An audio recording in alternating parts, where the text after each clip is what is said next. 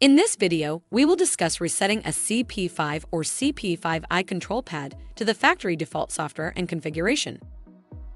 Begin by pressing the Options menu button. Then go into the Settings menu. Select Diagnostics. Then scroll down to Factory Reset.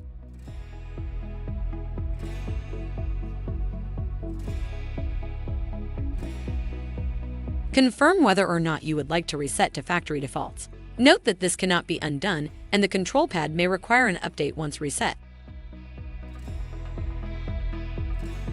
Press the chair icon to exit the menu and return to the main screen.